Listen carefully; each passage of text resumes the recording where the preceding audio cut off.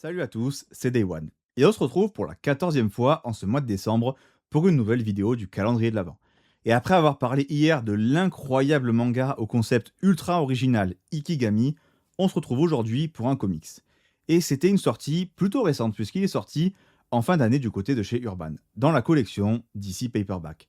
Aujourd'hui, c'est de la SF complètement barrée avec The Weatherman. Et du coup, le pitch est le suivant. On se retrouve à suivre un présentateur de météo complètement extravagant avec une vie qui va parfaitement dans le bon sens.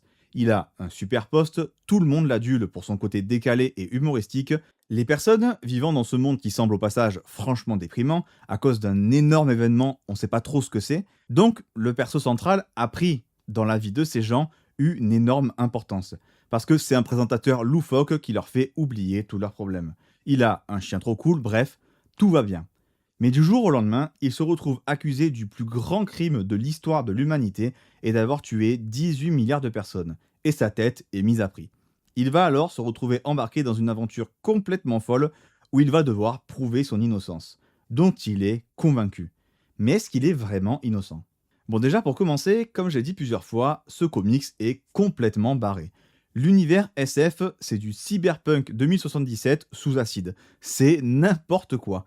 En fait, on est sur un univers science-fictionnel très intriguant dès le début avec pas mal de choses un peu difficiles à comprendre et mystérieuses, mais qui évidemment avec le temps vont s'éclaircir et qui vont dévoiler un univers très riche, mais surtout qui va dans tous les sens. Au début de l'histoire, le perso central est genre super extravagant et vraiment attachant. Mais évidemment, tout va évoluer avec le temps.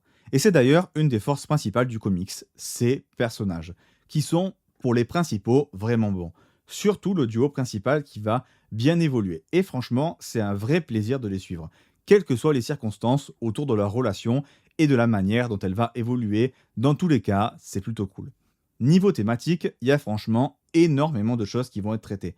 Mais je retiens surtout des thématiques comme savoir vivre le moment présent, savoir évoluer pour devenir une meilleure personne. La vengeance est genre au cœur de l'histoire de énormément de personnes, mais genre vraiment énormément de personnes, et elle est traitée très intelligemment sur pas mal de points. Bref, niveau thème, on est bien servi en quantité. Niveau qualité, ça dépend desquels, mais de manière générale, c'est quand même très bien. À part ça, on a le droit à d'excellentes scènes d'action parfaitement découpées, et bordel, elles sont silencieuses, donc elles accélèrent réellement le rythme, ce qui est quand même un des buts des scènes d'action, donc merci pour ça.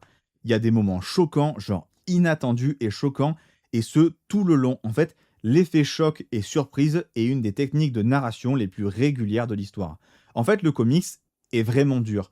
Beaucoup de gens à fleur de peau, à cause des fameux 18 milliards de morts dont on a parlé, ça a créé en fait des espèces de mouvements absolument massifs pour en fait avoir la vérité. Et donc ça se transforme en haine. C'est assez fascinant en termes d'échelle d'ailleurs. Et pour finir, je dirais que son point fort central, c'est que la position dans laquelle nous met le comics d'entrée de jeu est vraiment intéressante et nous empêche d'avoir un positionnement clair. Il nous fait nous questionner et ce de manière permanente, quasiment jusqu'à la dernière page. Voilà, c'est tout ce que j'avais à dire pour The Weatherman.